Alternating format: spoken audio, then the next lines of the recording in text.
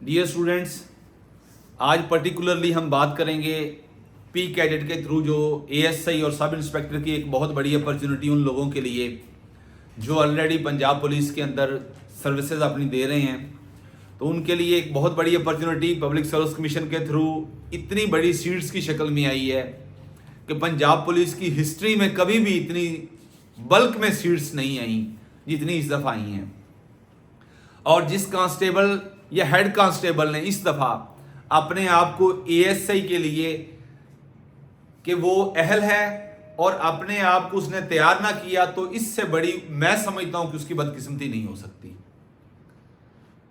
मिठा साहब, मेरा नहीं ख्याल कि कितनी सीट्स हैं एएसआई की? किसकी? पूरे पंजाब में? मैं पंजाब की बात कर रहा हूं भाई। 1010 सीट्स पंजाब की एएसआई की, और वो भी सिर्फ पी कैडेट के थ्रू। कभी भी नहीं आई इतनी सारी सीट्स। आ जाएं। हाँ जी आ जाएं। इतनी सीट्स 1010, इधर ये बैग उठाओ अपना। 1010 सीट्स एएसआई की पी कैडेट के थ्रू कभी भी नहीं आई पंजाब पुलिस की हिस्ट्री में। और सब इंस्पेक्टर कितनी सीट्स हैं? 438 सीट्स। ये ओपन मेरिट नहीं है, ये सर्विस कोटा है। सर्विस कोटा, मैंने असिस्टेंट कमिश्नर का एग्जाम दिया, पूरे पंजाब में एक सीट थी सर्विस कोटे की, और मैंने वो भी अल्हम्दुलिल्लाह क्वालिफाई किया था। एक सीट थी। तो आपकी 1010 सीटें और दूसरा 438 सीट्स है। ये आम जिनके पास जॉब नहीं है वो नहीं एलिजिबल अप्लाई करने के। ये वो लोग जिनके पास बतौर एएसआई, बतौर हेड कांस्टेबल 3 साल या बतौर कांस्टेबल 3 साल। हेड कांस्टेबल और एएसआई अगर उसकी सर्विस 3 साल है तो वो सब इंस्पेक्टर के लिए भी एलिजिबल है। और मैं कहता हूं कि इससे बड़ी अपॉर्चुनिटी नहीं आनी। जिसने अपनी जिंदगी का सितारा बदलना है, जिसने जिंदगी का चेहरा बदलना है और अपना आप उसने बदलना है, मैं कहता हूं कि इससे बड़ा छक्का 4 महीने हैं आपके। ये 3-4 महीने हैं ना। हो सकता है कि अगर आपने 3-4 महीने, यही जो मैंने आपसे आज से सफर का आगाज कर रहे हैं, अगर आपने 3-4 महीनों में अपने आप के साथ मुखलिस होके अगर आपने रोजे रख लिए 3 महीने, तो रोजों के बाद सफर क्या होता है? ईद होती है ना। सारी जिंदगी है। अब यानी आप सब इंस्पेक्टर से आगे सोचना है आपने। यानी मैं समझता हूं कि जो आज कांस्टेबल है ना, उसके लिए मुश्किल है कि वो अपनी सर्विस में अगर इस तरह का चक्का ना लगे तो वो डीएसपी एसपी के ख्वाब देखे। मुश्किल है। लेकिन अगर कोई एएसआई हो जाता है या सब इंस्पेक्टर हो जाता है तो उसके चांसेस बड़े नुमाया हो जाते हैं। सो डियर स्टूडेंट्स, आपके लिए यही एक मैसेज है कि opportunity Knox the door seldom, कि जिंदगी कभी कभार आपके दरवाजे को मौके की सूरत में, अपॉर्चुनिटी की सूरत में नॉक करती है। और सियाना बंदा वही है जो उस अपॉर्चुनिटी को पकड़ ले, उसको जाने ना दे। सो आपके लिए ये एक बेहतरीन मौका। आप लकी हैं कि आप उस क्राइटेरिया में फॉल कर रहे हैं। और उस क्राइटेरिया में फॉल करने का मकसद यह है कि आपने पता नहीं कितने लोगों को उससे बाहर निकाल दिया है। सबसे पहले तो आप लकी ये हुए कि आप देखें ना, आप ये बेटी बैठी है, वो बैठी है, ये जवान बैठा है, ये एलिजिबल नहीं है। हो सकता है कि जीके इंग्लिश आपसे ज्यादा उसकी बेहतर हो। एक तो ये नहीं होगा कि आप लकी हो गए कि ऑलरेडी आपके पास जॉब है। और आप ऐसे लोग भी हैं जिसकी, यासर से पूछो कोई, यासर हमारा एएसआई जो है 40 साल और कुछ दिन उसकी हुई है उम्र, एज है। कहता सर मैं सब इंस्पेक्टर के एलिजिबल नहीं हूं, मैं हाई कोर्ट में चला जाऊं। यानी वो एक अलग स्टोरी है। तो आप सबसे पहले अपने आप को अल्लाह का शुक्र अदा करें कि आप उन सिलेक्टिव लोगों में हैं जिनको हम एलिजिबल कहते हैं। आप एंटाइटल्ड हैं उस इम्तिहान में बैठने के जिससे आपकी जिंदगी की तस्वीर ही बदल जाएगी। कौन है जफर एएसआई यार? कौन है एहसन हेड कांस्टेबल हो? हेड कांस्टेबल तो हो सकता है एहसन सब इंस्पेक्टर को 3 महीनों बाद हो जाए, जफर सब इंस्पेक्टर हो जाए। तैयब आपके सामने है, अब हम यूं सोचे इसका नाम क्यों नहीं लिया, उस्मान का नाम क्यों नहीं लिया। हो सकता है आप भी यार, जो सुन रहे हैं कोई भी हो सकता है, वही होगा जिसने अपने आप को समझ लिया आज से कि मैं सब इंस्पेक्टर हूं या मैं अब एएसआई हूं, और जिसने अपने आप के साथ कमिटमेंट कर ली वो होगा। ये आपको बता दूं, उसको दुनिया की कोई ताकत नहीं रोक सकती। अगर उसने 3 महीने अपने आप के साथ कमिटमेंट कर ली, मेरे दिए गए पैरामीटर्स के साथ चलता रहा, तो कायनात की इंशाअल्लाह अजीज उसको कोई चीज रोक नहीं सकती।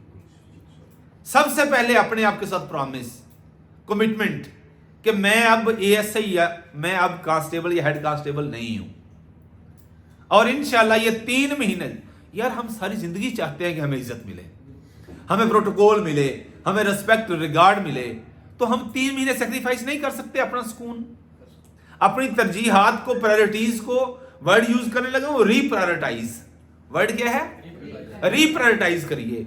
याद रखिएगा कि मैं आपसे एज मेंबर ऑफ पीपीएससी बातें करूंगा, यानी बतौर मेंबर इंटरव्यू पैनल आपसे बातें करूंगा। आपने मेरी हर बात, मेरे तलफ्फुज को देखना है। आपने, हमने ना बेसिकली कभी इस तरह के बिहेवियर को फॉलो ही नहीं किया, और जब हमने इंटरव्यू देने जाना होता है फिर हमें टेंशन हुई होती है। सो आज से अच्छे लफ्ज बोलने की कोशिश करिए, अदायगी अच्छी हो आपकी, सिलेक्शन ऑफ वर्ड्स अच्छे हों। अब आपने पीपीएससी का एक छोटा सा आपके रास्ते में एक पुल आया है, पुल क्या करता है? छलांग लगा के बाद आगे नहीं चला जाता। ये पीपीएससी ने खुदा की तरफ से आपके लिए एक ऑफर दी है, तो सियाने बन जाओ। अब उस ऑफर की जो इस मैं वर्ड यूज कर रहा हूं, आ जाए इब्तदाई मुबादियात।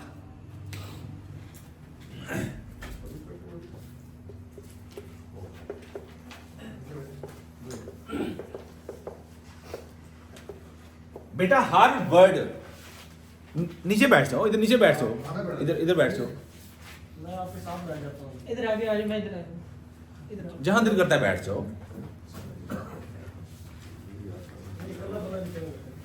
अच्छा, सो बात करने का मकसद यह है कि जो मैं आपसे बात करूंगा ना, हर लफ्ज में आपके लिए एक लेसन है, हर वर्ड आपके लिए एक हो सकता है एक नंबर की एमसीक्यूज बन जाए। अब आपके 3 महीने का ये सफर जो है, इसके बाद हो सकता है आप सब इंस्पेक्टर हूं कि होगा इंशाल्लाह, शुड बी नहीं, इट विल बी इंशाल्लाह। आप कहेंगे ये होगा इंशाल्लाह, उसी सूरत में आप बन सकते हैं। जब मैं बात कर रहा था इनसे कि सबसे पहले ये बुक्स को इधर कर दो, जब सबसे पहले आपने अपने आप के साथ कमिटमेंट कर लीजिए। मिठा साहब को दे दें। हाँ, जब आपने अपने आप के साथ कमिटमेंट कर ली कि मैं सब इंस्पेक्टर या एएसआई हो गया हूं, तो आप हो गए हैं। अगर आपने मेरे उस हर जाविया नजर को ऑब्जर्व करने की कोशिश की, ये 3 महीने ना, आपने कहना मेरा इंटरव्यू कल है, टेस्ट नहीं है काशिफ, टेस्ट नहीं है, इंटरव्यू है आपका कल। तो इंटरव्यू जब हो तो बंदा देखता है ना कि यार मसला कश्मीर को किस तरह देखना है। मसला कश्मीर, मसला फिलिस्तीन, ईरान, इराक, इसराइल, ईरान की टसल जो चल रही है, अमेरिकन प्रेसिडेंट नया आ गया, इलेक्शन हुए हैं, पाकिस्तान के अंदर क्या सिचुएशन चल रही है, ये 26वीं अमेंडमेंट आई है, ये आपको एक ओवरव्यू दे रहा हूं। आपने आज से इन सारी चीजों को अब सोते उठते जागते देखना शुरू कर देना है। वो आपसे एक्सपेक्ट करेगा, पीपीएससी का पेपर सेटर, पीपीएससी का इंटरव्यू पैनल का मेंबर आपसे एक्सपेक्ट करेगा कि यार इस बंदे को हम डायरेक्ट सब इंस्पेक्टर लेके आ रहे हैं, तो इस बंदे से एक्सपेक्ट किया जा सकता है। देखें, आज मुझे ऐसे लोग मिलते हैं, वो कहते हैं सर साडा ये क्या वाल क्या कहते हैं, टोली वाल, साडा टोली वाल सी। तो मैं कहा तू हेड कांस्टेबल है, तो इंस्पेक्टर हो गया, सर उनका एक छक्का लग गया। तो बेटा तारीख, ये हिस्ट्री इज बीइंग रिकॉर्डेड, ये तारीख बढ़ने जा रही है। आज आप एएसआई या हेड कांस्टेबल अपने लिए आए हैं कि आप अल्लाह करे 4 महीनों बाद आपके रैंक्स ही चेंज हो जाए, जो जाके अदरवाइज कितने सालों बाद होने हैं, कम से कम 10 साल का सफर 3 महीने के अंदर बेटा छुपा हुआ है। तो सर 10 तो भी उतने ही जाने। जहां जहां से मुझे कोई सुन रहा है उसके लिए ये मैसेज है कि जो सफर अदरवाइज आपका 10 से 12 सालों के अंदर होना है, ये अल्लाह ने आपके लिए एक स्टेप दिया है कि छलांग लगाओ और 3 महीनों के अंदर वो अबूर कर लो। तो मेरा ख्याल है कि वो बेवकूफ होगा जो इस सफर को 10-12 सालों को ही तरजीह देगा, इस तरफ नहीं आएगा। 100 पॉइंट्स बताए। अमेरिका के अंदर इलेक्शन हुआ है, इसराइल ईरान की टसल चल रही है, मिडिल ईस्ट के अंदर क्या इशू हैं, क्या अमेरिकी सदर ने सबसे पहले मोदी को फोन किया, इसके पीछे वजह क्या हो सकती है, उसकी तरजीहात क्या हो सकती हैं, पाकिस्तान के अंदर सोशो पॉलिटिकल क्या चेंजेस आना चाह रही हैं या आएंगी, क्योंकि अमेरिकन इलेक्शन पूरी दुनिया के सिस्टम्स पर असरअंदाज होता है। आपने देखना है कि पाकिस्तान के मुआशी हालात 26वीं तरमीम के बाद बेहतर होंगे कि या नहीं होंगे। आपने ये देखना है कि मैं पब्लिक सर्विस कमीशन मुझे सब इंस्पेक्टर या एएसआई क्यों सिलेक्ट करे। ये आपने आज से सोचना बेटा शुरू कर देना है। आज से आपने अखबार या यूट्यूब पे यही बातें लिखनी है। इसराइल ईरान कॉन्फ्लिक्ट उर्दू में सुन लें 20 मिनट में, आपका एक ओपिनियन बनेगा। ये आपने कब करना है, ये आपने कल, आपका इंटरव्यू तो आज आपने करना है या 1 हफ्ता पहले आपने करना है। कहते हैं कि आम दिनों में की गई मेहनत मैदान जंग में काम आती है। अगर आज आपने शुरू ना किया तो फिर इंटरव्यू से 1 दिन पहले पसीने आपके फूटेंगे। आप कोशिश करें कि इस सारे बिहेवियर को, मैं आपको ऐसा लफ्ज नहीं बोलने दूंगा, मैं आपको टोकने की कोशिश करूंगा जो एक आप जैसे सब इंस्पेक्टर या एएसआई के डिजर्विंग स्टूडेंट से एक्सपेक्ट नहीं किया जा सकता। सो मैंने वर्ड यूज किया प्री रिक्विजिट्स। वर्ड क्या है? हर मेरा लफ्ज लिखिएगा, कोशिश करिएगा जब मैं उर्दू में वर्ड यूज करूं तो उसको अपनी मेमोरी का हिस्सा बनाएं। आपके इस छक्के की प्री रिक्विजिट्स क्या है, मैंने वर्ड आपको बता दी है और उसकी एप्लीकेशन बता दी बेटा। प्री रिक्विजिट्स, सर मैंने सब इंस्पेक्टर की तैयारी करनी है, उसके प्री रिक्विजिट्स क्या हैं? सर मैंने एएसआई की तैयारी करनी है, उसकी प्री रिक्विजिट्स, उसकी रिक्वायरमेंट्स हम बोलते हैं। उर्दू में क्या कहेंगे उसे? इब्तदाई मुबादियात। बेटा अच्छा बोलिएगा, मुबादियात ये वर्ड है। सर हमें सबसे पहले उसकी जो इब्तदाई मुबादियात है ना उसको ऑब्जर्व करना पड़ेगा, उसको फॉलो करना पड़ेगा। सो आपको मैंने बता दिया, आपने आज से सोचना शुरू कर देना है कि मेरा इंट्रोडक्शन क्या है। काशिफ कभी सोचा है कि आपका इंट्रोडक्शन क्या है? आपने हमारे सोचा है कभी? आपने इंटरव्यू से 1 दिन पहले ये करना है। जब आपका टेस्ट पास हो जाएगा तो फिर आपने करना है, यार सबसे पहले तो मैं इंट्रोडक्शन अपना तैयार करूं ना। तो बेटा आज से ही तैयार करना शुरू कर दे।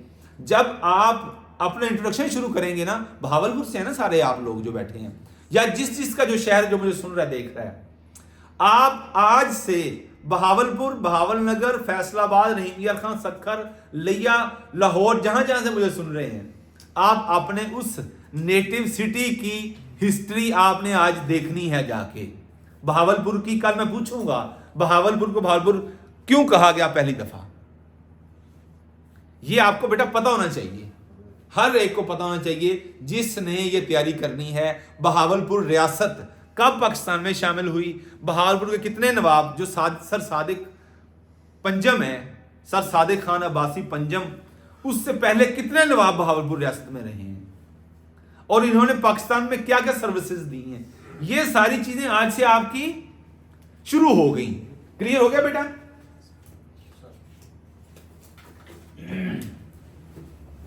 ये आपकी प्रीरिक्विजिट्स हैं और मैंने आपको शुरू किया है आपके तारुफ से।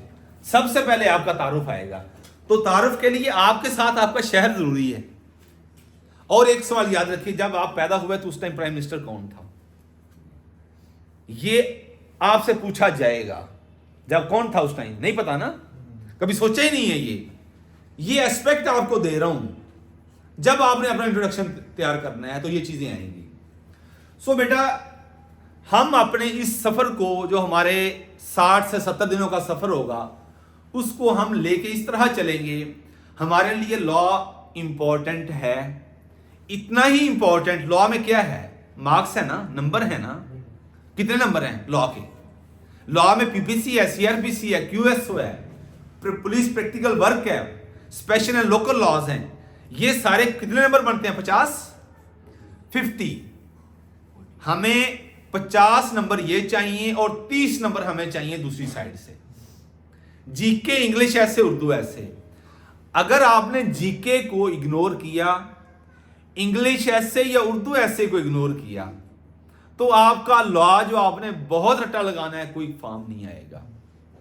आपने सबसे, मेरा पहला मैसेज ये है कि आपने सिलेबस सामने रखना है। कल मैं देखूंगा कि आप सबके रजिस्टर्स के अंदर सिलेबस के जो 5 से 6 पेजेस हैं वो अंदर होने चाहिए। डेली उसको गो थ्रू करें। मैं किस तरह लेके चलूंगा? लाइक जब मैं पढ़ाऊंगा 154, मैं ऑफेंस से बात शुरू करता हूं। जब हम ऑफेंस से आगे रिपोर्ट करेंगे अपना ऑफेंस, उसके बाद तफ्तीश चलती है, मैं साथ आपको सीआरपीसी, पीपीसी और साथ पुलिस रूल लेके चलूंगा। इन तीनों चीजों को हम 54 से 46, मैंने 2 वर्ड यूज किए हैं, 54, 46। 54 क्या कहता है बेटा? 54 आपको अरेस्ट करवाता है और 154 आपकी रिपोर्ट होती है, एफआईआर रिपोर्ट, आपको ऑफेंस रिपोर्ट होता है। इसके बारे में पुलिस रूल क्या कहता है? 24/5 एक एफआईआर का पैटर्न नहीं देखा? 24/5 एफआईआर का पैटर्न आपकी ऑब्जेक्टिव बन गई एक। हमने 54 क्या था? गिरफ्तारी थी। अब सीआरपीसी क्या कहती है? How arrest is made. 46 नहीं है? 46 किस तरह गिरफ्तारी होती है? 46। अब गिरफ्तारी के बारे में पुलिस रूल का कौन सा चैप्टर है? 26 नहीं पढ़ा आपने? पुलिस की गिरफ्तारी कहते हैं ना कि गिरफ्तारी इल्तवा में रखो। 26(2) नहीं पढ़ा था? ये हो सकता है आपकी ये ऑब्जेक्टिव बन जाए। आपने हर ये इसको ना साइड डाल, मैंने ऐसा लगता है जैसे मेरा मैसेज आया, इसको इधर रखो ताकि आपको मैसेज आता रहे।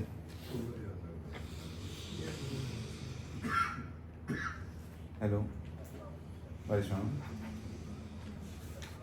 जी जी,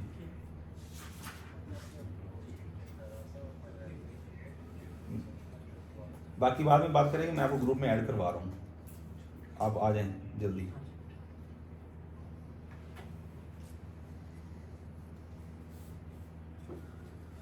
ओह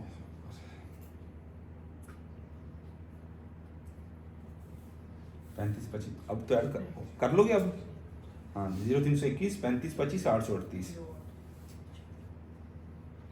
0321 3525 838। हाँ जी ओके। 838 838 3525 838 675 किसका नंबर है? एंड पे आता है 0328 430 5675। जी भाषण जी बेटा।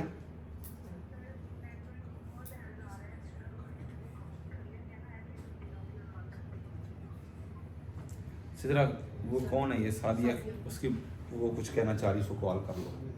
वो उसको कोई समझ नहीं आ रही, उसको नेट वीक है उसका। हाँ जी अच्छा जी, हो गया ऐड? हो गया? चल जी बेटा, हम आप स्कीम ऑफ स्टडी आपसे डिस्कस करना चाह रहे हैं कि हमने इस सफर को साथ लेके कैसे चलना है। लॉ आपको मजेदार लगेगा, मेरा फेवरेट एरिया है, मुझे मजा आएगा पढ़ाने में। मैं अपने आप को ना, एक बुक है, हो सकता है इसमें आपके ऑब्जेक्टिव आ जाए, लिख लीजिएगा। मेरे वर्ड्स लिखने, मैंने 5-7 ऑब्जेक्टिव आपको लिखवा दिए हैं, पता नहीं आपने लिखे हैं कि नहीं लिखे। बेटा ये पुलिस रूल्स के बाब फिक्रे, ये मैं साथ साथ अटैच करने की कोशिश करूंगा आपको। आप इनको मेंशन करिएगा, हो सकता है कि आपकी ये ऑब्जेक्टिव बने। तो क्या बात करने लगा था मैं? ऑब्जेक्टिव्स का जिक्र कर रहे थे। बुक हाँ जी, मुख्तार मसूद की एक बुक है आवाज़े दोस्त। आवाज़े दोस्त, आवाज़े दोस्त, इसकी चौथी लाइन में वो कहता है कि खुशबख्ती किसे कहते हैं? ये बुक है मुख्तार मसरूद की, ये ऑब्जेक्टिव है आपकी, ये आम बुक नहीं है, ये एक ब्यूरोक्रेट था, इसने 4 किताबें लिखी हैं, 2 किताबें ज्यादा इंपॉर्टेंट हैं, ज्यादा आती हैं, आवाज़े दोस्त और सफर नसीब। सफर नसीब एक है लोहे अय्याम, ये इसकी 3 किताबें हैं, ये पब्लिक सर्कुलेशन, मैंने मल्टीपल टाइम्स ये अटेम्प्ट खुद भी किया है ये क्वेश्चन, ठीक है। सफर नसीब भी आ जाती है, ये 2 बुक्स आ जाती हैं। बहरहाल जो मैं पॉइंट एस्टेब्लिश करना चाह रहा हूं, खुशबख्ती किसे कहते हैं? इसने कहा मैं अपने आप को मिठा साहब खुशबख्त कंसीडर करता हूं जब मैंने लॉ की डिस्कशन करनी होती है। वो कहता है कि जब आपका पैशन और प्रोफेशन मिल जाए, जब आपकी ख्वाहिश कल्बी और फराइज मनसबी का इत्तिसाल हो जाए, मिल जाए, उसको खुशबख्ती कहते हैं। जब भी मैंने लॉ के स्टूडेंट से बात की है तो मैं खिल जाता हूं। यानी एक इंसान ने जो सफर हो ना, उन लोगों से बात करें, मैं यूनिवर्सिटी गया, इस्लामिया यूनिवर्सिटी मुझे बुलाया, लॉ के स्टूडेंट्स के साथ डिस्कशन थी हमारी, तो मैंने जब वहां पे बात की, मैंने ये पूछा कि मुझे ये बताइए बुक किसकी है, किसी ने बताई। बेसिकली ये जो मैंने आपको बात, एक कोटेशन मैंने आपको सुनाई है अभी, जिसमें कहा, उसने कहा खुशबख्ती ये है कि जब इंसान की ख्वाहिश कल्बी और फर्ज मनसबी का इत्तिसाल मिल जाए, इत्तिसाल कहते हैं मिलने को, विसाल को मिलना, जब इसका इत्तिसाल हो जाए वो जिस नुक्ते पर, उसे खुशबख्ती कहते हैं। और मैं अपने आप खुशबख्त उस वक्त समझता हूं जब मैंने लॉ की डिस्कशन करनी होती है ना, मुझे मजा आएगा, लेकिन मैं अपने सुकून के लिए आपका फ्यूचर एट स्टेक नहीं लगा सकता। बेटा आपके लिए लॉ भी इतना ही इंपॉर्टेंट है जितना आपकी इस्लामियात के 3-4 क्वेश्चन इंपॉर्टेंट हैं, जितना आपके लिए प्रेसिडेंट अमेरिका का ट्रंप कौन सा सदर बना है, 47th ऑब्जेक्टिव आपकी तैयार होगी, सियाने लिख लो, ये आपका 47th ट्रंप था, सदर बना है ये 47th। कौन सी पार्टी थी? रिपब्लिकन। रिपब्लिकन का कौन सा निशान है? हाथी है या डंकी है? हाथी। ये याद रख लें, ये आएंगी चीजें इंशाल्लाह, आती रही हैं ये। इलेक्टोरल वोट भी लिख रहे हो? यस, इलेक्टोरल वोट कितने थे, लिख लें, ये लिख लें, आपको काम आएंगे। बहरहाल हम जब, मेरा ये मैसेज क्लियर हो गया कि हमारे लिए लॉ भी इतना इंपॉर्टेंट है जितना हमारे लिए जनरल नॉलेज इंपॉर्टेंट है। जनरल नॉलेज में आपने ये नहीं देखना कि यार ये लॉ है, यार आपने ये देखना कि नंबर कितने हैं। पीपीसी देखनी है, कितने नंबर हैं यार पीपीसी के, सीआरपीसी कितने नंबर हैं, क्यूएसओ कितने नंबर हैं, पीपीडब्ल्यू कितने नंबर हैं, पुलिस रूल से कितने नंबर हैं, लोकल एंड स्पेशल लॉज कितने नंबर हैं। ऐसे ही आप आए, मैं 10 नंबर, मैं देखता था कि मेरा फेवरेट एरिया कौन सा है। हमेशा पेपर में मेरा फेवरेट एरिया जो 100 पेपर था, इस्लामियात और एवरीडे साइंस होती थी। सबसे पहले मैंने इसको पकड़ा, 3 नंबर पे इंग्लिश, फिर मैथमेटिक्स और बाकी चीजें, पाका फिर दूसरी साइड पे आ जाता है। तो बेटा आपके लिए ये सारी चीजें इंपॉर्टेंट हैं, आपने सिर्फ एक चीज के पीछे नहीं पड़ना। हाँ, बंदे का, जिस तरह मेरा लॉ फेवरेट एरिया है, हर इंसान का फेवरेट एरिया होता है, आपने उसको वैसे ही करना है। लेकिन आज का मैंने आपको शायद याद ना हो, आपको मैंने होमवर्क दे दी है। होमवर्क आपका ये है, क्या है, आपके रजिस्टर के अंदर कल आपका सिलेबस हो, बहावलपुर तो होगा ही होगा ना, कि पीपीएससी का जो सिलेबस है, जो पीएचपी की साइट के लिए, पीएचपी के एसआई के उसने दी है, वही 5 या 6 पेजेस आपके रजिस्टर के अंदर होने चाहिए। मैं आपसे पूछूंगा कि पुलिस रूल के कौन कौन से चैप्टर उसके अंदर मेंशन है, ये डेली हम पूछ लेंगे, 5 मिनट लगते हैं, लेकिन जब डेली हम 40-50 दिन देंगे ना उसको, तो इंशाल्लाह आपको सिलेबस भी ऐसे ही याद हो जाएगा। ये मैं बात करने लगा हूं अभी आपसे। बिस्मिल्लाहिर्रहमानिर्रहीम। हम बात शुरू करते हैं अपनी ऑफेंस से करें या हम क्रिमिनल जस्टिस सिस्टम से करें? हम बात करते हैं क्रिमिनल जस्टिस सिस्टम से। बेटा क्रिमिनल जस्टिस सिस्टम, इसका दूसरा नाम यह है कि administration of justice system. Criminal justice system किससे शुरू होता है? ऑफेंस से शुरू होता है किसी भी मुल्क के अंदर। बेटा एक होता है कानून और एक होता है आइन। ये आपका हो सकता है इंटरव्यू में आपसे क्वेश्चन आ जाए, बहुत इंपॉर्टेंट ये चीज है। ये दो चीजें हैं, आपका ये कॉन्सेप्ट है बेसिकली। इसको अंग्रेजी में क्या कहते हैं? Constitution Kashif, constitution. और इसको बेटा लॉ नहीं कहना। ये आज हमारी कमिटमेंट आपस में होगी, प्रॉमिस हो गया कि ये लॉ नहीं है, ये लॉ है। लॉ यू शेप लेके आनी है लॉ। अच्छा बोलेंगे, पीपीएससी के मेंबर के सामने बैठे हैं आप।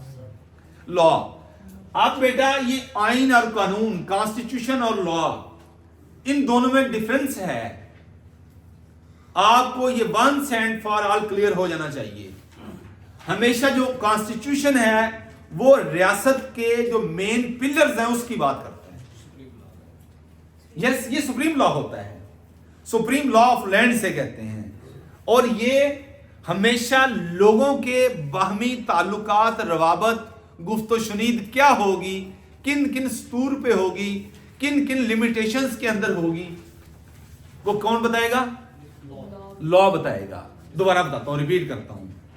जब आपसे कोई बात करे कि लॉ और कॉन्स्टिट्यूशन में क्या डिफरेंस है, तो आप रियासत होती है ना, जिसको हम स्टेट कहते हैं। अभी मैं ऑफेंस की तरफ नहीं जा रहा, बेसिक की तरफ आओ अभी, बेसिक्स, ताकि हमारी एक अच्छी फाउंडेशन बन जाए। स्टेट, रियासत जिसे कहते हैं। रियासत मां की जगह पे होती है। रियासत के साथ जब हमारा एग्रीमेंट हुआ, प्रॉमिस हुआ कि मैं अपने चंद हकूक, मेरे हक जो है वो सरेंडर करता हूं for the best interest of public at large. आपने वर्ड क्या यूज करने हैं? Public at large. ये है आपका आज से कॉन्सेप्ट। एक इंडिविजुअल ने अपने इंटरेस्ट को, अपने राइट्स को पब्लिक एट लार्ज के लिए वेव ऑफ कर दिया, उससे वो बड़ी जिम्मा हो गया। उसने कहा मैं ये नहीं लूंगा, क्योंकि इसमें पब्लिक एट लार्ज का इंटरेस्ट है। किसका इंटरेस्ट है? पब्लिक एट लार्ज किसे कहते हैं?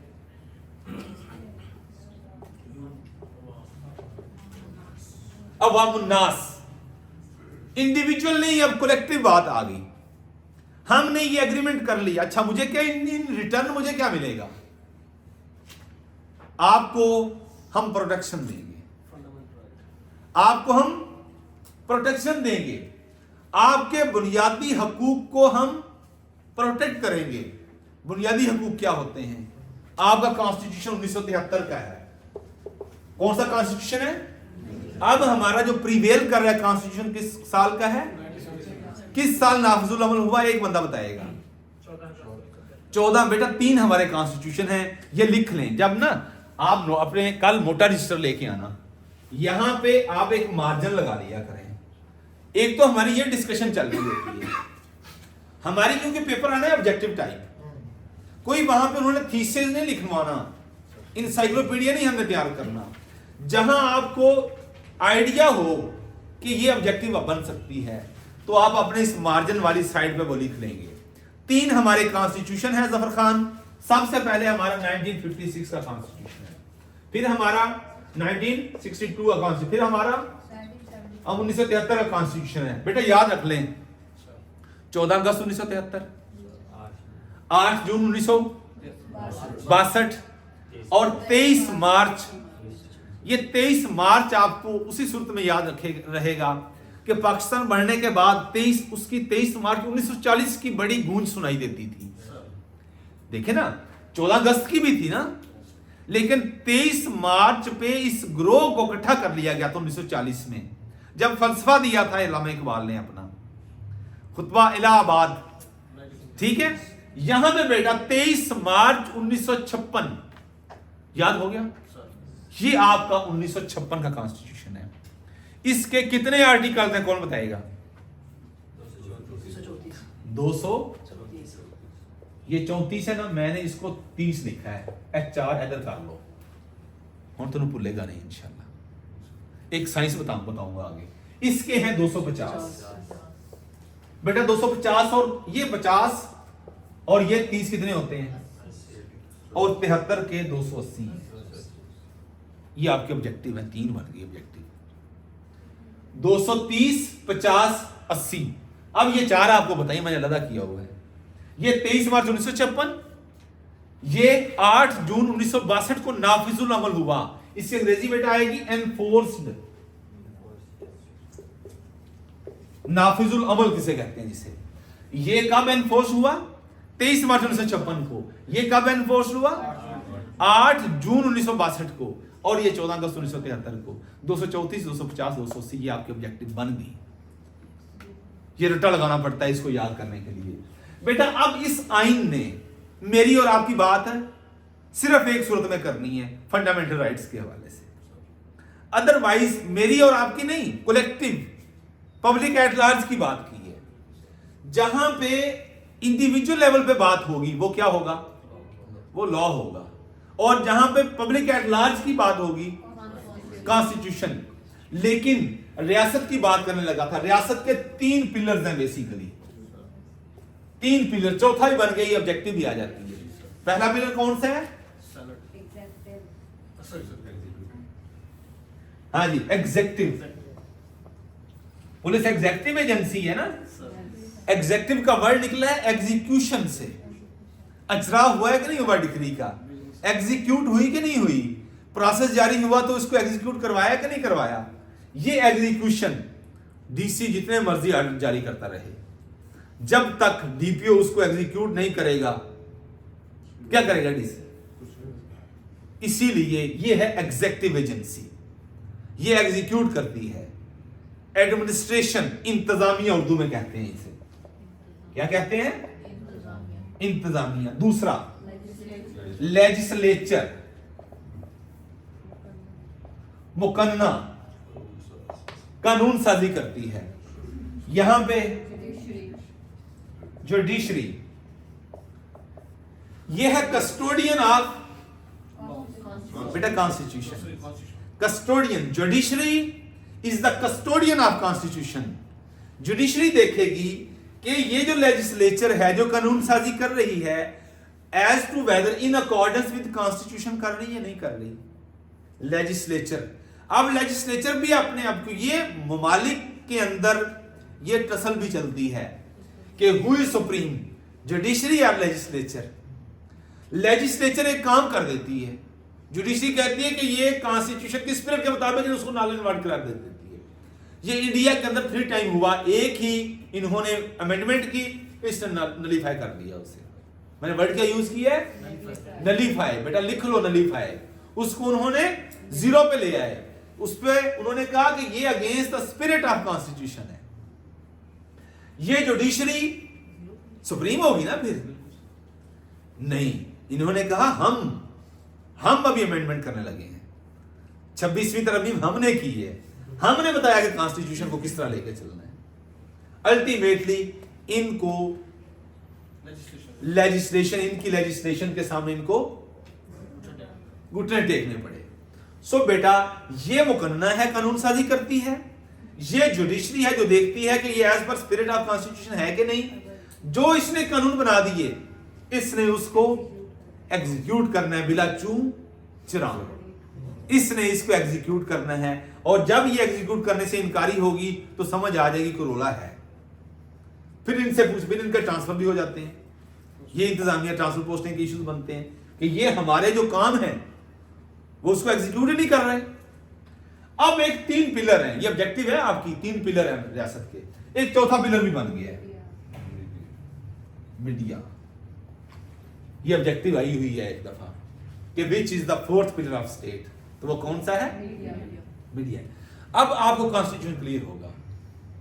A set of rules, a set of principles which regulates the function between 3 pillars of state, that is constitution। वो है आपका कॉन्स्टिट्यूशन। अब मैं कॉन्स्टिट्यूशन आइन को मैं सम अप कर रहा हूं, यानी a set of rules, a set of principles which regulates the conduct between या among। बेटा मैं among और between का वर्ड आपको आगे बताऊंगा इंग्लिश में। अमंग कहां यूज करना है, बिटवीन कहां करना है। बिटवीन होता है बिटवीन दो लोगों के दरमियान, और अमंग मोर देन टू के दरमियान। अब मैंने कहा a set of rules which describe the nature of relationship between three pillars of state।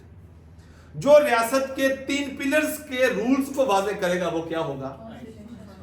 अब सुनो, a set of rules, a set of documents which regulates the conduct of human being with each other। क्या मेरे घर के अंदर मेरी इजाजत के बगैर आप आओगे? मैं आपके घर आपकी इजाजत के बगैर जाऊंगा? आपकी एक चीज पड़ी हुई मैं आपकी इजाजत के बगैर उठा लूंगा? मैंने आपसे बात करनी है तो किस दायरे के अंदर रह के करनी है? आपने करनी है तो मेरे साथ किस दायरे में रह करनी है? मैंने फलां शख्स से बात करनी है तो कैसे करनी है? मैंने उसकी चीज को छेड़ना है कि नहीं छेड़ना? ये क्या है? सीआरपीसी, पीपीसी, क्यूएसओ, मैंने आपको पकड़ना है तो कैसे पकड़ना है? कॉन्स्टिट्यूशन बताएगा? नहीं, ये आपको लॉ बताएगा।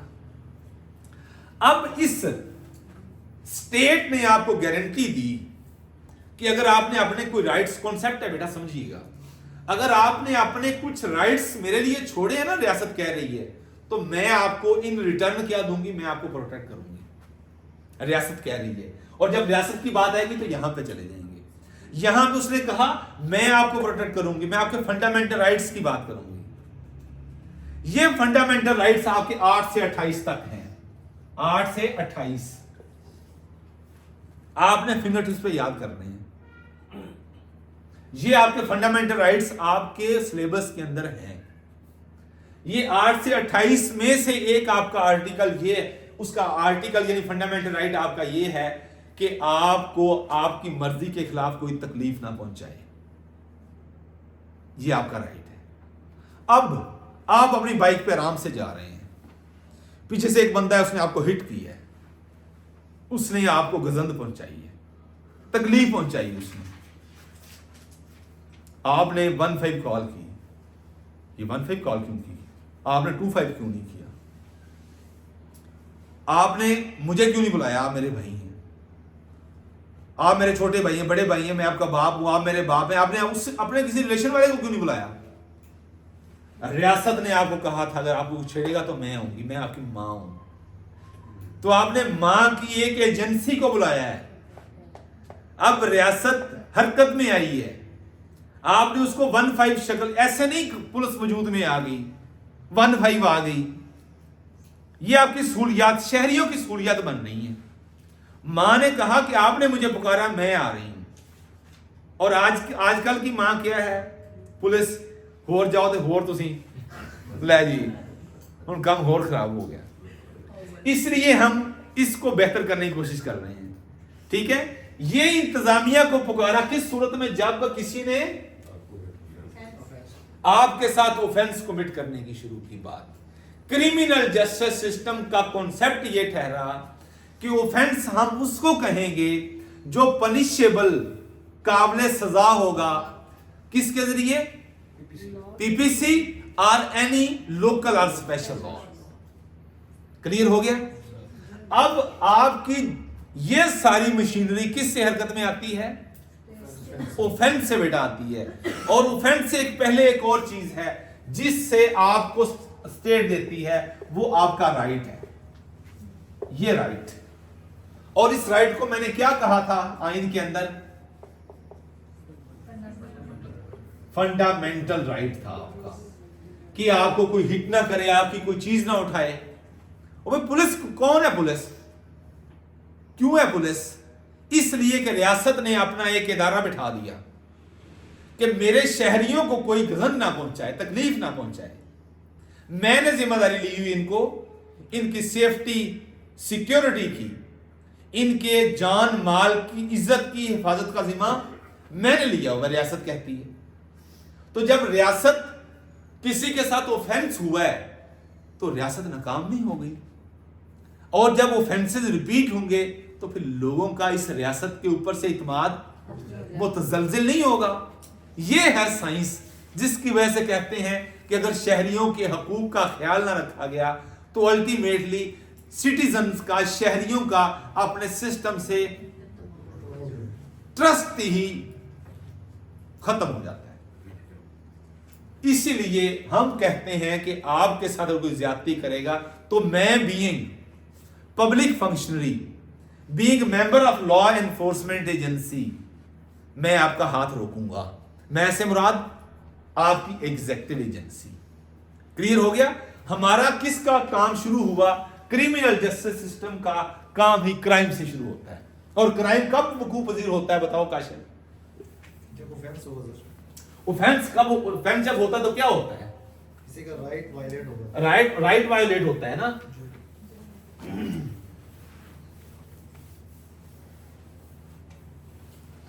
अब किसी का क्रिमिनल जस्टिस सिस्टम के अंदर, क्रिमिनल जस्टिस सिस्टम के अंदर सबसे पहली किसे, जब मां को पुकारा है ना तो सबसे पहले कौन आया है? प्रिजन आई है, सबसे पहले प्रोबेशन पैरोल आया है, सबसे पहले जुडिशरी आई है, कौन आया है बेटा? एग्जीक्यूटिव किस शक्ल में आई है?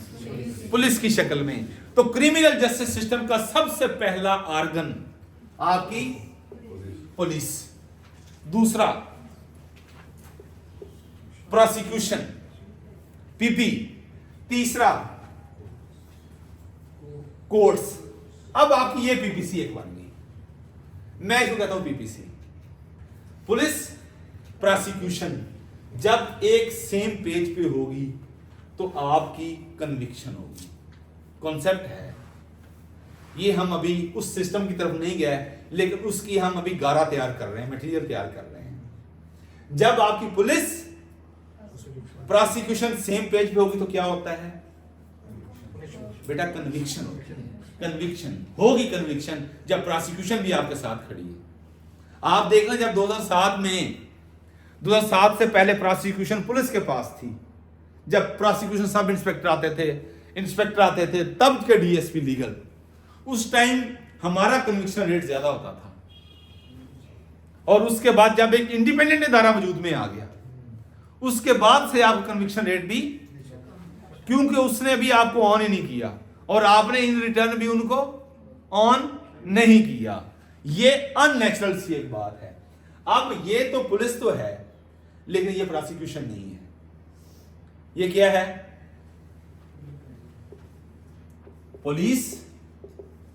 पुलिस के बाद बेटा प्रिजन, कोर्ट, एक और पी, फिर एक और पी। कितने पी हो गया? 3 पी हो गया। ये पी क्या है? प्रोबेशन। और ये क्या है? पैरोल। बेटा ये है आपका क्रिमिनल जस्टिस सिस्टम। आपका सबसे पहले ऑफेंस कमिट हुआ है। ऑफेंस बेटा 4O है। क्या है? सीआरपीसी बेटा।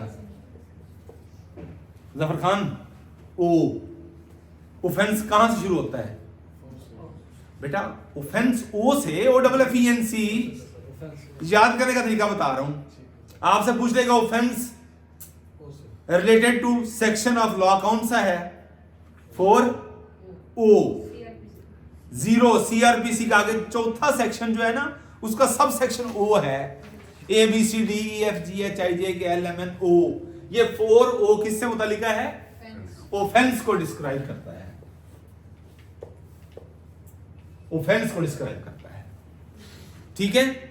अब ये किसने कहा? पीपीसी। 40 सेक्शन जो है किसका? पीपीसी का। किससे रिलेट करता है? ऑफेंस से। अब मैंने आपको डेफिनेशन बता दी। इसमें भी सेम डेफिनेशन है, इसमें भी सेम डेफिनेशन है। क्या डेफिनेशन हुई?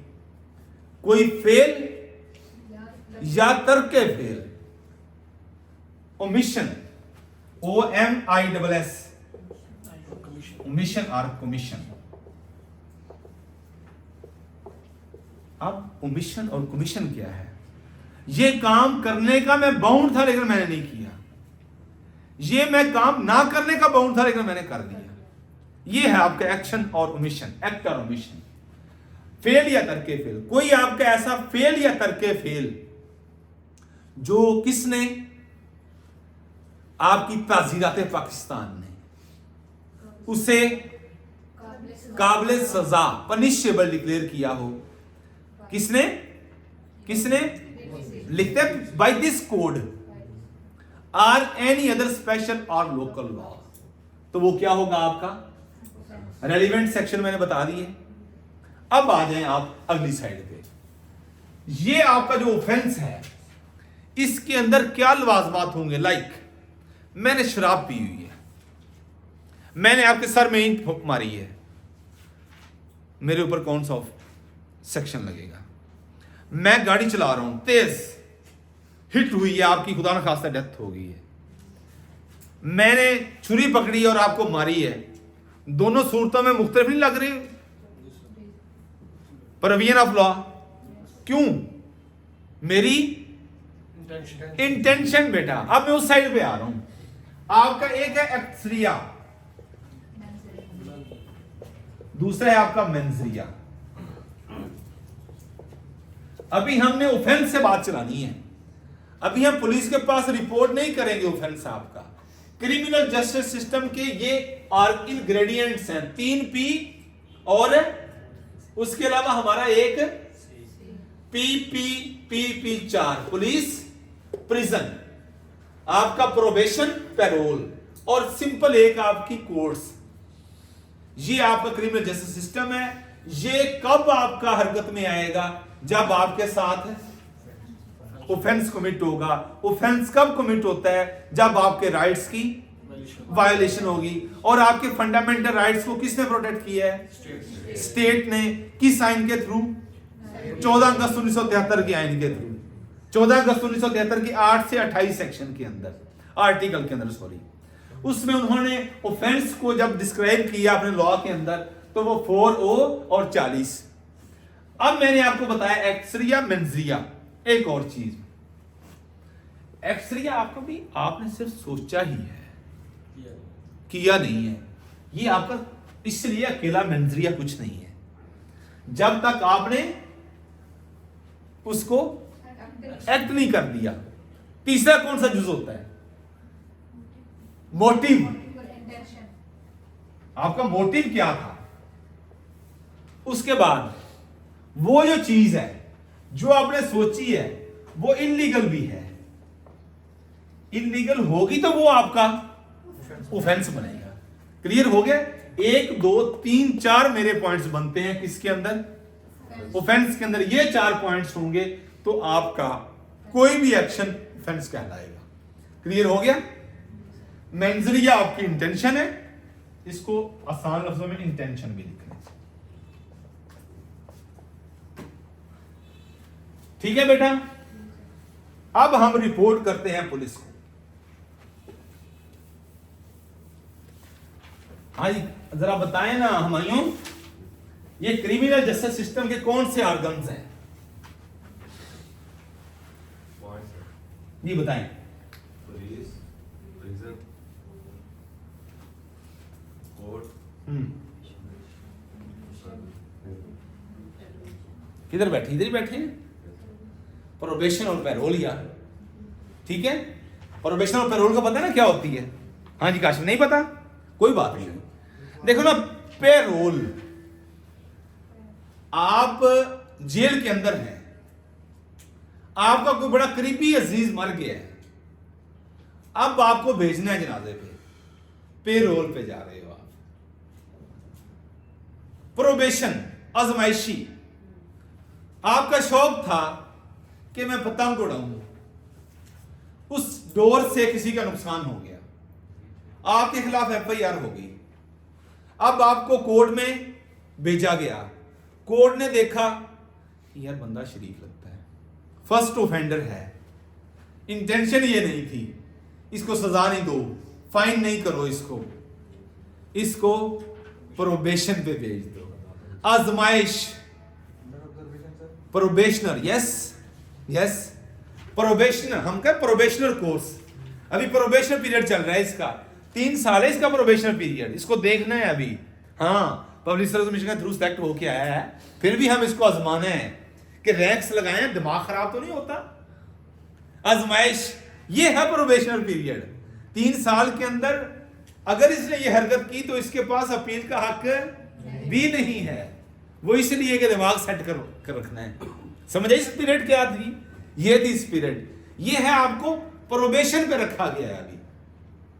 तो वो कहते हैं कि अगर इसने लिख देते हैं he is a first offender, he ever never repeated this offence, therefore he is being Saint on probation for a period of 1 year.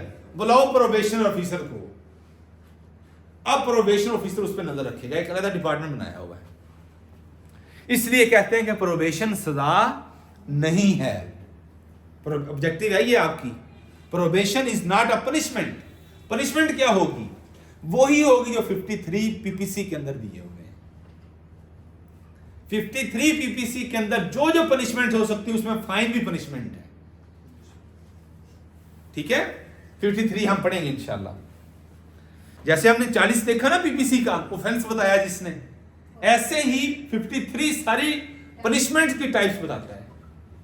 उसमें प्रोबेशन सजा नहीं है। ये हमारे उसमें फिर प्रोबेशन ऑफिसर को बुलाया जाता है। ये हम आपके हवाले कर रहे हैं, ये इसके पर्टिकुलर्स हैं। इसको 1 साल तक आपने अंडर ऑब्जर्वेशन रखना है। अगर इसने रिपीट किया तो फिर जो इसने ऑफेंस किया उसकी भी सजा मिलेगी और साथ इसकी भी मिलेगी। ये है कॉन्सेप्ट आप किसका? प्रोबेशन का। पैरोल की मैंने आपको एग्जांपल दे दी, जेल आपको बता दिया। जेल के अंदर जेल का कॉन्सेप्ट है correction and reformation. Correction and reformation, ये प्रिजन है, आपका प्रिजन है। ऊपर आपकी पुलिस है, प्रिजन, प्रोबेशन, पेरोल। हाँ जी, 4 पी आ गया। कौन सा रह गया? सब इसको इकट्ठे कर दो, ये देखती है। हाँ जी, सही हो रहा है। इधर कोर्ट, ये अब आपको भूलेंगे नहीं इंशाल्लाह। 4P1C, ठीक है। मैंने अपना वो पीपीसी बनाया हुआ है। वो जो पीपीसी है, क्या है पीपीसी? ये पाकिस्तान पीनल कोड है ना। मैं कहता हूं पीनल सजा देती है ना, पुलिस बंदा चलान करे तो बंदा बरी हो जाए। उस सूरत में होता है जब प्रोसिक्यूशन और पुलिस नहीं एक पेज पे ना हूं, मुल्ज़म के साथ मिले हूं, ठीक है। और जब ये दोनों एक पेज पे हूं तो फिर कन्विक्शन होती है। फिर कोड नहीं बनता, कन्विक्शन बनती है। और ये पाकिस्तान पिनल नहीं बनता, ये पुलिस और प्रोसिक्यूशन बनता है। इसलिए मैं कहता हूं कि इनका इत्तेहाद, इनका अलायंस बहुत जरूरी है। बहरहाल ये आपको याद हो गया, अब तो याद हो जाने चाहिए यार। हाँ जी, कॉन्सेप्ट भी आ गया ना कि है क्या प्रोबेशन और पैरोल। प्रोबेशन वाला है जी बेटा, स्पेसिफिक चीजों के लिए सबके लिए नहीं बेटा, जो पैटी ऑफेंसेस होते हैं ना, मामूली नौयत के जुर्म, जैसे मैंने आपको मिसाल दी, मेरी नीयत नहीं थी, मामूली हम ऑफेंसेस है ना, ऑफेंसेस की भी टाइप्स हैं आगे। बेसिकली हम 2 वजह से देखते हैं ऑफेंस को। एक कहते हैं quantum of punishment. Quantum quantity से है, इसकी क्वांटिटी कितनी थी, जिसकी वजह से हमने जब ऑफेंसेस को डिवाइड करना है टाइप्स में, तो हम सबसे पहले कहेंगे इसकी क्वांटम देखो पनिशमेंट का। 3 साल है, 3 साल से कम है, या 7 साल है, 7 साल तक है, या 7 साल से ज्यादा है। हम कहेंगे हीनियस, माइनर, मेजर और हीनियस। 3 साल तक या 3 साल से कम माइनर, 3 साल से 7 साल तक मेजर, 7 साल एंड अबव हीनियस। ये हमने क्वांटम ऑफ पनिशमेंट से देखा। अब 3 साल से कम माइनर कहेंगे, उन्हें पेटी ऑफेंसेस भी कहते हैं। क्या कहते हैं? पेटी ऑफेंसेस भी कहते हैं, मामूली नौयत के। तो उसमें फिर कोर्ट देखती है कि अगर इसको जेल भेजा तो जेल में तो 302 का बंदा ही मौजूद है, 392 का बंदा ही मौजूद है, 365 का भी, 376 का भी है, 496A का भी है, 365B का भी है। इसने वहां पे जाकर रल जाना है, तो इसको घर भेजो यार। लेकिन इस पे नजर रखो। नजर रखने के लिए उन्होंने एक डिपार्टमेंट बना दिया, प्रोबेशन डिपार्टमेंट। एक एक्ट दे दिया उस एक्ट के मुताबिक प्रोबेशन ऑफिसर अपॉइंट होता है और वो फिर सर्टिफिकेट जारी करता है। जब 1 साल आजमाइशी पीरियड कंप्लीट हो जाता है तो वो सर्टिफिकेट जारी करता है, वो सर्टिफिकेट कोर्ट में आता है, फिर कोर्ट उस पर डिसीजन देती है, वो डिसीजन हमारे पास आता है, फिर हम उसकी आगे कैफियत चेंज करते हैं पूरे काम से। ये है स्टोरी। अब ऑफेंस को मैंने बातों बातों में आपको ये बता दिया कि 2 तरह के होते हैं। कौन से? माइनर, मेजर और हीनियस। मैंने बता दिया कि किस बेस पे हम उनको कैटेगराइज करते हैं, क्वांटम ऑफ पनिशमेंट। अब बेटा आ जाए, ऑफेंस हो गया। ऑफेंस हुआ तो क्या करना है हमने? Report to police state. अब हमने रियासत को रिपोर्ट करना है, तो वो रियासत ने अपना कौन सा इदारा दिया हुआ है? पुलिस दिया हुआ है। अब पुलिस के पास आ गए, ये मैंने आपको बता दिया 4 CRPC और 40 PPC। इसकी मैंने टाइप्स आपको 3 बताई, माइनर, मेजर, हीनियस। अब आए यहां पे 2 चीजें आएंगी आपकी। देखिए एक और चीज है, आपने पुलिस को रिपोर्ट कर दिया, हमारे उस्ताद ने कहा था कि ये है GT रोड। अब आप कहते हो क्या खजल खराबा यार, मैंने रास्ता मोटरवे जाना है, आप कंप्लेंट फाइल कर दो 200 से 205 CRPC। देखिए आपको अपने साथ जो ज्यादती हुई है उसको आपने रिपोर्ट करना है। क्रिमिनल जस्टिस सिस्टम, आपकी रियासत ने आपको ये आर्गन दिए हैं। आपने कहा कि मैं इसके हाथों क्यों खजल हूं, मैं डायरेक्ट मोटरवे पे जाता हूं। को अल्टीमेटली इसने भी सारा कुछ करके कहां लेके जाना है? तो कोर्ट उधर ही कोर्ट में लेके जाना है ना। तो कहता है मैं डायरेक्ट उधर कंप्लेंट फाइल करता हूं। कंप्लेंट फाइल करने से क्या होता है? तलबी, गवाहियां शुरू, कोर्ट डायरेक्ट। हाँ एक और वर्ड याद रखना है, कॉग्निजेंस। हम अभी ऑफेंस में एक और चीज याद इधर से आ गई बेटा, ये है कॉग्निजेंस। कॉग्निजेंस पता किसे कहते हैं जी? किसे कहते हैं बेटा? वो कॉग्निजेबल होता है। कॉग्निजेंस होता है अपनी अथॉरिटी को इस्तेमाल करना शुरू कर देना कि have the court taken the cognizance. हम कहते हैं ना कि चेंज ऑफ इन्वेस्टिगेशन में जाना है, हमारे पास आता है थानेदार, कहता है कि सर ये तफ्तीश तब्दील नहीं होनी चाहिए। मैं कहा जल्दी जल्दी ना गोइयां गवा तलबी करवाओ बेटा, वो फर्द जुर्म ताकि आयद हो जाए। हम उस तरफ जाते हैं ना, ताकि कोर्ट कॉग्निजेंस ले ले एक दफा, फिर बात खत्म नहीं होती, फिर जरा एक ग्राउंड बन जाती है आपके पास ना। हाँ जी, कि सर अब तो कोर्ट ने कॉग्निजेंस भी ले ली है। हालांकि ये बड़ा कॉन्सेप्ट बताने लगा हूं, हालांकि आप देखें कि 17 दिन के अंदर कानून कहता है कि आपने अपनी तफ्तीश कंप्लीट करनी। 173 CRPC कहता है, 173 CRPC कहता है कि आपने विद इन 17 डेज आपने अपनी तफ्तीश मुकम्मल करके अपनी रिपोर्ट कोर्ट के सामने रख देनी है। देखो इस क्रिमिनल जस्टिस सिस्टम ने एक आर्बिट्रेरी पावर्स, वर्ड मैंने क्या यूज किया है? आर्बिट्रेरी पावर्स क्या होती हैं? फर्द वाहिद के इख्तियारात। उसने कहा कि जब इख्तियारात कहीं पे यकजा होंगे, मरकूज होंगे, तो दिमाग खराब होगा। हमेशा डेवोल्यूशन होना चाहिए, इर्तिकाज नहीं होना चाहिए, इसकी तकसीम होनी चाहिए इख्तियारात की। तो उसने अल्टीमेट पावर्स किसको नहीं दी? पुलिस को नहीं दी। जो भी आपने करना है, आप कौन होते हैं किसी को गिल्टी करार देने वाले? आपने तो अपनी फाइंडिंग्स कोर्ट के सामने रखनी है। Now court it's court discretion कि वो आपकी अखराज रिपोर्ट से एग्री करे या डिसएग्री करे, कोर्ट की मर्जी है। अब कोर्ट का सेटअप बनाया, एक किसी इलाका मजिस्ट्रेट के हाथ में सारा कुछ नहीं दे दिया, उसके ऊपर कौन बैठा है? एडिशनल सेशन जज बैठा है। एडिशनल सेशन जज को सारा कुछ नहीं दे दिया, सेशन जज बैठा है, हाई कोर्ट बैठी है, सुप्रीम कोर्ट बैठी है, कहीं भी आप देखेंगे कि एक शख्स ये नहीं समझेगा कि सारा कुछ तो मैं ही हूं। हमें ये समझ आएगी कि अब कोर्ट ने ये कॉग्निजेंस ले ली। जब हम कहते हैं जो 18A है ना, लिख लो 18A पुलिस ऑर्डर 2002 का आर्टिकल है, 18A डैश लगाओ साथ 18A, इसके मुताबिक आपकी इन्वेस्टिगेशन चेंज होती है। इसने चेंज ऑफ इन्वेस्टिगेशन के आपको टीयर्स बताए हैं कि ये पहला टीयर है जिसको हम कहते हैं distinct investigation board, DIB।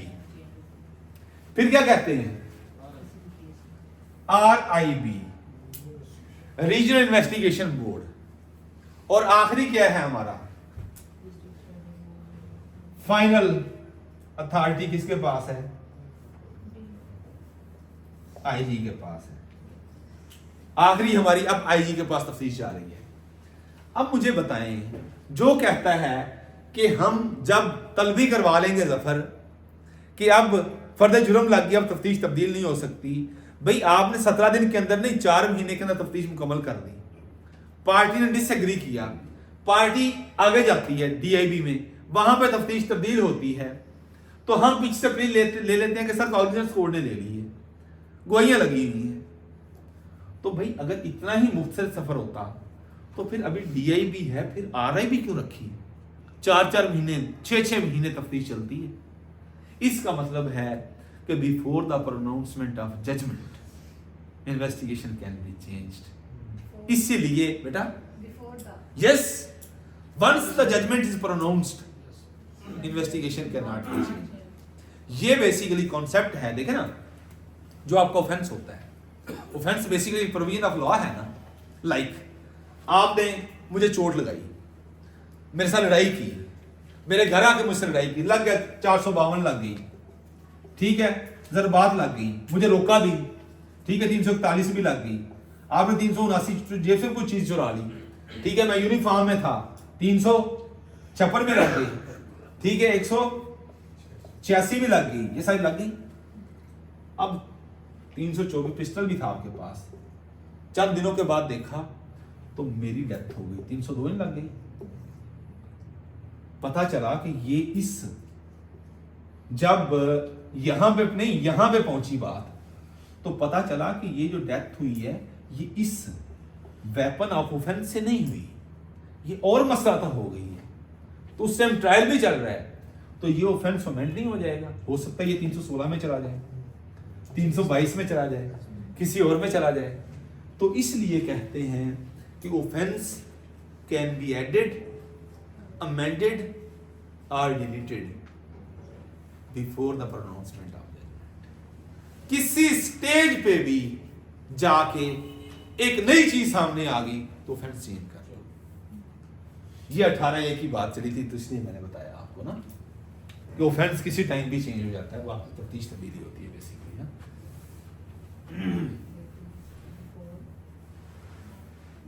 Offence can be added, amended, 3 words हैं, याद कर लें, ये लॉ का कैप्शन है पूरा हमारा।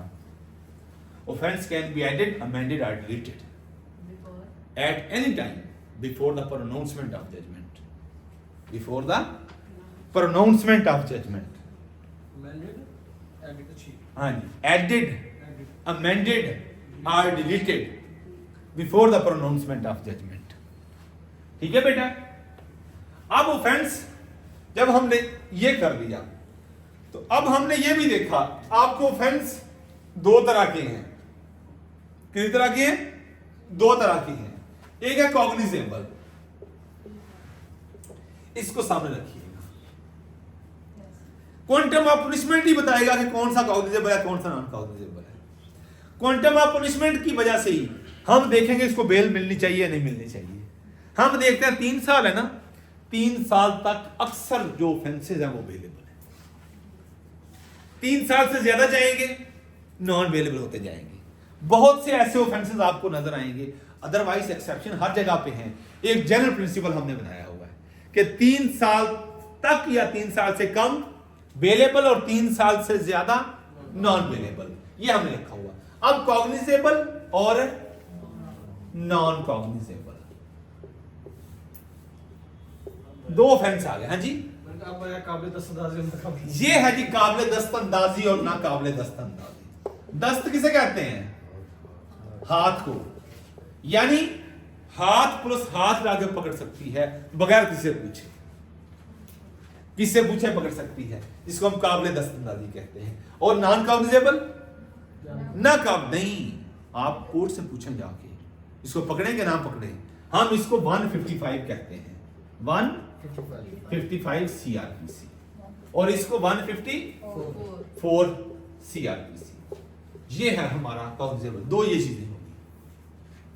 अब इसकी अलग सूरत है। अब मेरे पास अभी रिपोर्ट हुआ है, अभी मैंने एक ये कॉन्सेप्ट आपको दे दिया, दूसरा कॉन्सेप्ट आपके पास ये आ गया, आपके पास रिपोर्ट हो गया। रिपोर्ट होने के दो तरीके हैं। सबसे पहले आप क्या करोगे इसे? हाँ जी, कौन बताएगा? सारे अफसर बैठे हैं। रिपोर्ट हो गया, एप्लीकेशन यानी आपको पता चल गया 15 की शक्ल में या वो खुद आगे एप्लीकेशन आ गई, या आया थाने आके बताया कि सर मेरे साथ ये ज्यादती हुई है। यानी ये कानून ने 154 के अंदर कहा कि when an information is received oral और इन राइटिंग, जुबानी या तहरीरी शक्ल में आपके पास कोई इंफॉर्मेशन आती है, you being SHO station house officer is bound to reduce it into writing. आप उसको तहरीरी शक्ल में लेके आओगे if it is in oral form. वो आपके पास है तो आप क्या करोगे? उसे तहरीरी शक्ल में लेके आओगे। अब आप क्या करोगे? क्या करेंगे? शाबाश, हाँ जी, क्या करेंगे बेटा? आप प्रोफेशनल पुलिस अफसर हो और एक प्रोफेशनल बंदे के साथ बातें कर रहे हो, सियानी बातें करनी है बेटा। आप रोजनामचे में रपट लिखोगे पहले, आप डीएसपी लीगल से बातें कर रहे हैं, आप रोजनामचे में सबसे पहले आपका रोजनामचा आता है। क्यों उधर जाते हो? अभी तो हम रजिस्टर की तरफ नहीं जा रहे, यहां पे आओ बेटा। ये थाना है ना, थाने में रजिस्टर पड़ा है ना आपका। पुलिस रूल 22 चैप्टर, ये थाना से मुतल्लिक है। आ जाओ रोजनामचे पे 22 49 के तहत। और नहीं बाबा, आपकी 22 45 47 22 47 रोजनामचा, 22 48 रजिस्टर रोजनामचा, 48 आएगा, 48 49 50 और 51, ये है बेटा आपके 22 48 रोजनामचे के अंदर अंदराज होगा। मुझे ना गोरे की बाकी सारी चीजों से इत्तेफाक है, मुझे एक समझ नहीं आई, इसने इसको रजिस्टर नंबर 2 को करा दिया। दो रजिस्टर दोनों थाने में। नहीं दो है ना, मतलब ये कि पहले सीक्वेंस आपने सीक्वेंस ये बता दी कि पहले आप रोजनामचे, आप बेटा आपको भूलेगा नहीं रजिस्टर नंबर 2 मेरी इस बात से, बिल्कुल आप अड़ जाओगे इस बात पे कि ये क्या हुआ है कि उसने सारे रजिस्टर की तरतीब उसी सीक्वेंस में रखी है कि जैसे ऑफेंस होता है, कॉग्निजेबल है, नॉन कॉग्निजेबल है, क्वांटम ऑफ पनिशमेंट को देख के उसने बेलेबल है, नॉन बेलेबल है, कंपाउंडेबल है, नॉन कंपाउंडेबल है, ट्राइबल बाय विच कोर्ट है, किसको देख के? सजा को देख के ना, क्वांटम ऑफ पनिशमेंट को देख के। बड़ा सियाना है वो। आप सारे सेक्शन को देखोगे ना पीपीसी के, अगेंस्ट पर्सन, अगेंस्ट प्रॉपर्टी, आपको उसमें एक सीक्वेंस नजर आएगी। मुझे यहां पे सीक्वेंस नजर नहीं आई, इसलिए मैंने याद कर लिया कि रजिस्टर नंबर 2 क्या है? रोजनामचा है। 22 48 22 49 50 51। बेटा इसमें जो भी गलत, ये आपका सिलेबस है, मैं कोई एमएस साइंस नहीं झाड़ रहा आप अपनी, यानी ये आपका सिलेबस है और आपको ये याद हो गया कि ये आपका थाना है। ऑब्जेक्टिव आ जाती है ना कि चैप्टर 22 किससे मुतल्लिका है? थाने से मुतल्लिका है। और मैंने कहा कि अब आपने रोजनामचे के अंदर एंट्री करनी है। अभी आप एफआईआर की तरफ नहीं गए, अभी हमने रोजनामचे में एंट्री करनी है, तो रोजनामचे में रपट लिखी जाएगी। अब आपका ये 22 चैप्टर कहता है कि आपने रोजनामचे को मेंटेन करना है। उसके अंदर क्या आएगा? 2249 हर आपके थाने की एक्टिविटी इस रोजनामचे के अंदर होगी। ये थाना द्रावड़ का एक केस लगा था, रिट लगी थी, उसमें ये सारे आए चोलिस्तान वाले, डेवलपमेंट अथॉरिटी वाले। मैंने ऐसे जो कहा था कि आपने सिर्फ पर लिखनी है, ये आए हैं। फिर आपने इनको मौके पे लेके जाना है, वहां पे जो कार्रवाई हुई वापस आकर लिख देनी है। जज ने पूछा, जिसने रिट लगी, कि पुलिस आई है, पुलिस ने असिस्टेंस दी है उनको? हाँ जी दी है। कहां आपका रिकॉर्ड लेके आओ, रोजनामचे की कॉपी लेकर, कहां लिखा हुआ है? मैं गया, मैंने ये पढ़ के सारा सुनाया। ये 2249 है। Each and every activity of police station shall be recorded in रोजनामचा। 2249, ठीक है। 2250 जो गलत इंदराज करेगा उसको कितनी सजा मिलेगी? Dismissal from service. ये आपकी ऑब्जेक्टिव होगी, ठीक है बेटा। ये आपका रोजनामचा होगा। अब आप आ जाए, रबड़ लिख दी। अब आप आ जाए अपनी FIR। मुश्किल तो नहीं है ना FIR, फर्स्ट इंफॉर्मेशन रिपोर्ट। अब ये है आपकी फर्स्ट इंफॉर्मेशन रिपोर्ट। अब गोरे ने, मैंने अब जब इंटरव्यू दिया था ना, अल्लाह ने जब रिजल्ट लगाना हो ना बंदे का, तो अल्लाह 100 असबाब लगाता है। मुझसे उन्होंने नहीं पूछा था कि मैजिस्ट्रियल ट्रायल के स्टेप्स क्या होते हैं, मुझसे उन्होंने नहीं पूछा था कि ये रजिस्टर्स कौन से होते हैं, मुझसे पूछा कि FIR के कॉलम कितने होते हैं। इतना सौखा सवाल पूछा। अब जब मैंने इंस्पेक्टर लीगल का इंटरव्यू दिया था, लेकिन उसमें आपकी तो मुश्किल था। नहीं इतना मुश्किल तो नहीं था, और भी मुश्किल चीजें पड़ी थी। उन्होंने ये आसान पूछा मुझसे। कौन सा क्वेश्चन आ जाता है कि यस, हाँ। मतलब ये पता नहीं होता आम बंदे को। बहरहाल उसने मुझसे, मैं समझता हूं कि वो मुझसे और मुश्किल सवाल कर सकता था। यानी FIR का पैटर्न अब आ गया। अब आपकी इंफॉर्मेशन है, यह है इंफॉर्मेशन टू पुलिस। यहां आपका बाफिक्रा भी बदल गया है। ओवल 24 चैप्टर क्या है? पुलिस को इतला। इस चैप्टर का नाम ही यह है, पुलिस को इतला देना। 24 चैप्टर, 24(5)(1) ये आपके ऑब्जेक्टिव इंतहाई इंपॉर्टेंट है। ये आपकी FIR का पैटर्न, ये पैटर्न बताता है। ये फॉर्म है 24(5)(1। बेटा क्लियर हो गया? इसमें कोई उलझन तो नहीं। अब साथ ही याद कर लें, यही बताता है आपका 24(5). ये 60 साल तक रहेगा। इसके 4 परत होंगे, इसके 200 पेजेस होंगे। ये सारी आपके ऑब्जेक्टिव है। क्या टाइम हो गया? हाँ? 9:30। बस करें यहां तक, ठीक है। हम ये रोजनामचा और FIR तक आए हैं। अब हमने FIR दर्ज कर ली, मैंने आपको इसके परत बता दिए। चलो साथ ये भी, कितने परत मैंने कहे हैं? पहला परत किसके पास? थाने में ही। वो कौन सा होगा?